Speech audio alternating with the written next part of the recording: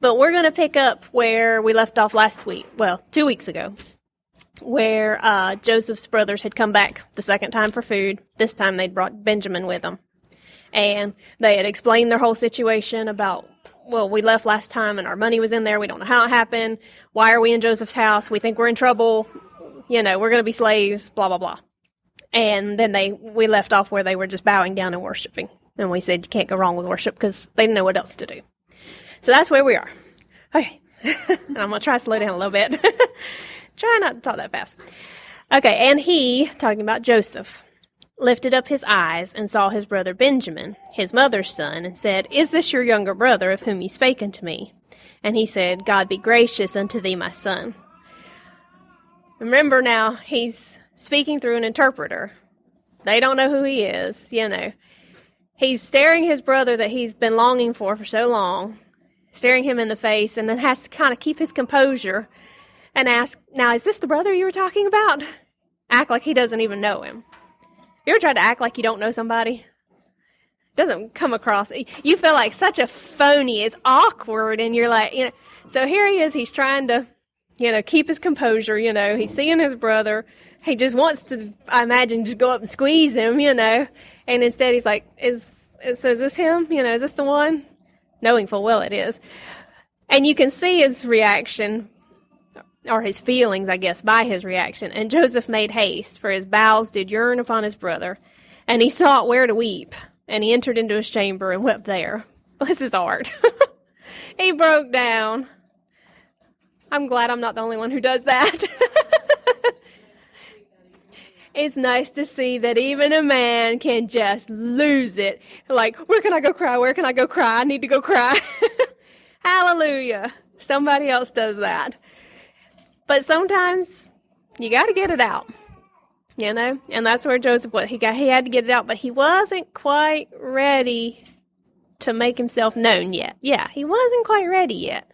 So he kind of had to, and I love this. It says in the next verse, "And he washed his face and went out and refrained himself and said, 'Set on bread, let's eat.'" Well, I don't know about you, but after I cry, it takes me a while before my face looks normal again. It's all red and blotchy, Poor Joseph, he's just, okay, that's better. No, it's still, okay, that's better. No, it's still, But he wasn't quite ready yet, but he had to pull himself together. He's like, this is coming together. Let's just, let's just make it work. So he pulls himself together and he said, "Let's eat." So he orders them to be set down, and this is kind of where we're going to skip a little bit. And he says, if I can get it to go to the next one. There it goes. "And they sat before him, the firstborn according to his birthright, and the youngest according to his youth, and the men marveled one at another." In other words, he had them in order of their age at the table. But he didn't know them, or he wasn't supposed to know them. So they're marveling, going, "How did he know? How did he know I was the oldest? And how did he know, Obviously, Benjamin was the youngest, that they knew. He obviously would know that, but how did he know? I mean, we're talking 11 people. That was his subtle way of Maybe. I think he's just messing with their minds a little bit, personally, but that's just me. But can you imagine, you're sitting there with all 11 of you, and you're in perfect order. Not one person is out of place. Wow, I never saw that. Don't you know? And that's what they were marveling. They were marveling at one another. How did he know? And I imagine whispering. And whispering in their Hebrew, not understanding that he was understanding. What they're saying. So again, the composure on Joseph's part, not to go, Poor Joseph, So here they are. They're marveling. Now look what Joseph does. I call this the final test. I think Joseph is testing. And my thing is slow this morning.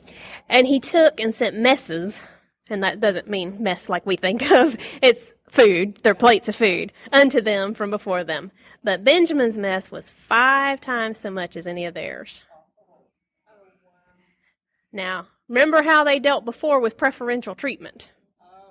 They didn't handle that very well. When Joseph got a coat, they didn't like that. When Joseph was treated better, they didn't like that.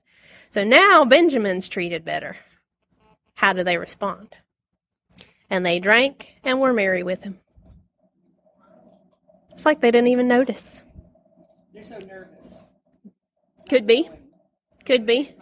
Could be that they're finally learning something. And I think they are. And as we keep going, you'll see why I think they are. I think they're finally getting it through their thick heads. Because didn't they say to begin with, this is what God's doing to us? Because we're being punished? I think they're getting their ways straightened out. So Joseph makes sure, he says, okay, I'm going to see their reaction when Benjamin gets more. And they acted like they didn't even notice. No big deal. Whatever. So then, let me go to here. Is it ever going to stop? I don't know why. It should have been made already, so I don't know. I don't think it's behaving just right. Yeah. Yeah, Becky, would you mind turning it off? On the left. The other side, Becky. That one. Yeah, just turn it off. Because something's not right with it. Because it should have already been long since finished. All right, so after they get done eating, this is Joseph again. He commanded the steward of the house, saying, fill the men's sacks with food, as much as they can carry, and put every man's money in his sack's mouth. Sound familiar? But it doesn't stop there. And put my cup, the silver cup, in the sack's mouth of the youngest, and his corn money. And he did according to the word that Joseph had spoken. One more test, maybe. I thought that was my final test, but let's do one more thing. I just want to see what's going on with these brothers. I want to see if their hearts have really changed, or if maybe that was kind of a fluke. So the steward, just like before. Now remember, he doesn't know that these are Joseph's brothers either. No. So these are strange orders, but he carried them out nonetheless. And the significance of the silver cup? Just that it's valuable. Okay. Something worthy of being stolen. Right. Something that would easily fit into their pouches, that kind of thing. So, steward, like I said, not understanding, but you do what you're told. So he goes and he puts the money in, puts the cup in. The brothers ride off, of course, not knowing that they have, once again, their money and this other valuable treasure. Off they go, minding their own business. Let them go for a little while, and then the steward sets off after them. Just like Joseph told him to. Knowing that what they were going to find, but he sets off after them. Like I said, kind of another. And the steward basically asked him, he says, what are you doing? How dare you? Didn't you see how I don't know if he called him Joseph, I guess. Didn't you see how he treated you, with such respect? How dare you be so disrespectful and steal from him? And their response, and they said unto him, wherefore saith my Lord these words? God forbid that thy servant should do according to this thing. Huh? Well, we didn't do it, Behold, the money which we found in our sacks' mouths, we brought again unto thee out of the land of Canaan. How then should we steal out of the Lord's house silver or gold? We didn't do it. We brought back what we had last time, and we didn't take it then, And then they says, with whosoever of thy servants it be found, both let him die, and we also will be thy Lord's bondmen. That's how sure they were that they didn't do it.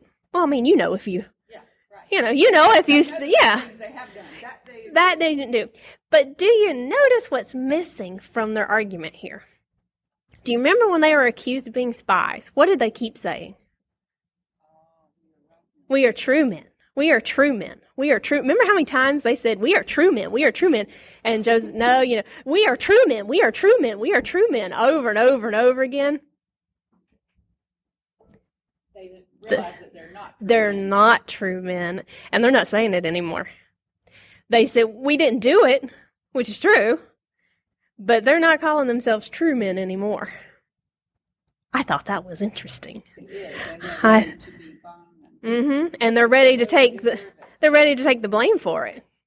They're ready to take the blame for it, the punishment for it if it's true, which they're pretty sure it's not, But I love how they didn't say, and I never noticed it before. I was like, all that, we're true men, we're true men, we're true men.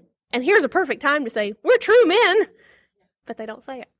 And they're about ready at the point where they're ready. And Joseph will reveal himself then, just like the Lord. Exactly. And that, I think we have to get to that point before we really understand. And I think that's what Joseph was trying to do with his brothers. He was trying to get to that point to where it was really obvious to them, not just to him, Of course it's obvious to God, He's got to get it where it's obvious to us. So, we're true men. They didn't say it. But they are saying basically, if you find it, then, So the steward says, fine. Let's search your bags. And they started at the oldest, interesting, and went all the way down to the youngest, in order, again. So Joseph had to write that down for them to get that right. He had to tell them something, because it says they went from the oldest to the youngest. So somehow he had to know. But he started at the oldest, and nope. Of course, their money was there. But no silver cup, no sugar. All the way down to Benjamin, and Benjamin opens that bag, and surprise! He knows full well he didn't put it in there. Somebody did. And, evidence doesn't lie, they say. It's right there. It's right there. So they take him back to Joseph. So we'll let Joseph decide what to do with you. Because obviously you're guilty. Again, here's a great time for them to say, we're true men, we're true men. Or run, yeah. Run for it, go! But they don't. They don't. Notice this verse. And Judah and his brethren came to Joseph's house. Why single out Judah? Yeah, why wouldn't it be Benjamin? His was the one that was where the cup was found. He's not the oldest. Was he going to take the punishment? Judah. It was his idea to put him in, to sell him anyway or kill him. Judah was the one who said that I'll take the punishment. Right. Said he promised his dad, if something happens, I'll take the punishment. I think that's why Judah's name was singled out here. Yeah, I think that's why. 'Cause otherwise it would just be, they came. But Judah and his brethren came. For he was yet there, and they fell before him on the ground. Guess where they are again? Bowing again, down on their face. There we go. And then this is where Judah starts explaining. Notice again, it's Judah. Because Benjamin's life is at stake at this point. Because didn't they say, whoever is found, let him die? Why did we say? You ever regret saying something? Why did we say that? So Judah starts to explain. And he goes through the whole thing from back when they first met Joseph. You ask us if we had a father, and we said yes, and you ask us if we had a brother, and you said yes, and he goes through the whole story, and that's why we're kind of skipping around, because we know that story. But I did want to pick out a couple of verses that were in here where he's telling it. Judah said, what shall we say unto my Lord? What shall we speak? Or how shall we clear ourselves? God hath found out the iniquity of thy servants. Behold, we are thy Lord's servants, both we and he also with whom the cup is found. Don't you like that verse? What are we going to say? What can we say? How can we convince you? God hath found out the iniquity of thy servants. I don't think he was talking about the cup, because he knew they didn't take the cup. Right. So what iniquity was he talking about? All the way back to Joseph. They're still saying we're getting punished for what we did to Joseph. God is still getting his revenge. But look what he's doing to them. Look how he's molding them. It's not a cruel vengeance. It's a changing. He's changing them and molding them. Yes, he's molding them. So they said, we're your servants, and we'll be your servants, all of us. We'll just stay here and be your servants. Just don't kill him. Don't kill him. We'll all just be your servants. I mean, hey, that's better than dying, right? And Joseph says no. I don't know why it keeps going black. Joseph says no, He says, God forbid that I should do so. It's not right to make you all servants. You're not all guilty. Yeah. But the man in whose hand the cup is found, he shall be my servant. As for you, get you up and go in peace. So he wasn't going to kill him, even though he could have, and he should have according to the law. But he said, I'll make him my servant. The rest of you go. Just go home. They had a chance to run right then. Oh, Judah knew. What you gonna do? It's time to eat your words or actually live up to them. Judah, you made a promise. What are you going to do? What are you going to do? And Judah says, no, that won't work. He said, look, I promise. And again, we're not going to cover all of it because it's about how he told his dad and everything. But I want to get this verse in here because it's just awesome how they've changed. And we said unto my Lord, we have a father, an old man, and a child of his old age, a little one, and his brother is dead, and he alone is left of his mother, and his father loveth him. Do you remember what they said the first time? He is not. He's not what? He's not.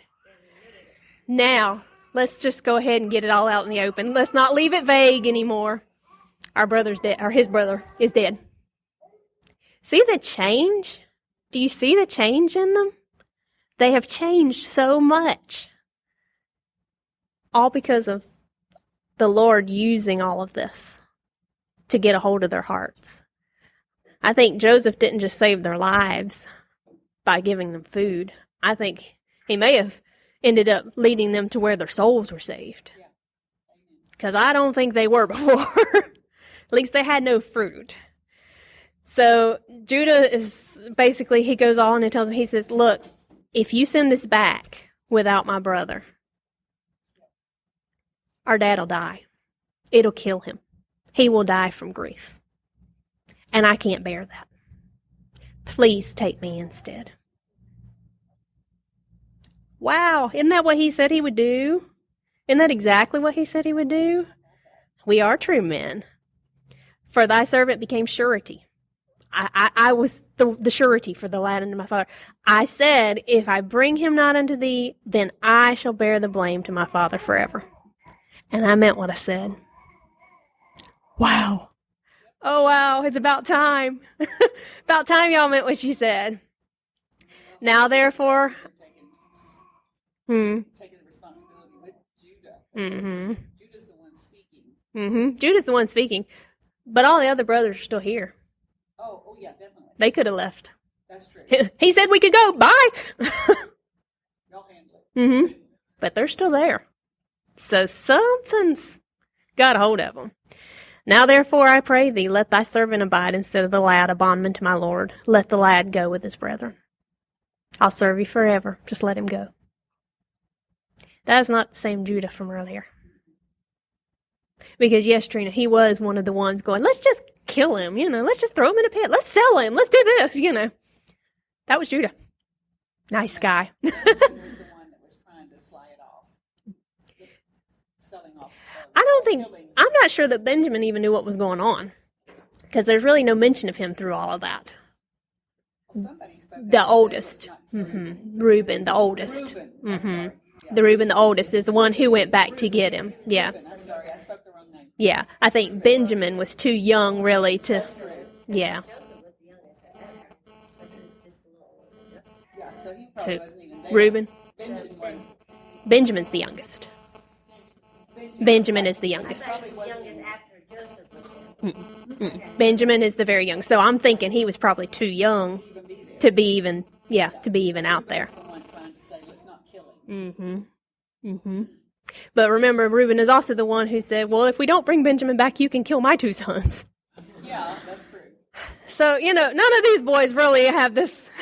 Yeah, exactly. It's like, this makes Jerry Springer look like, it's like, y'all could be on that show, it's messed up. But they've changed.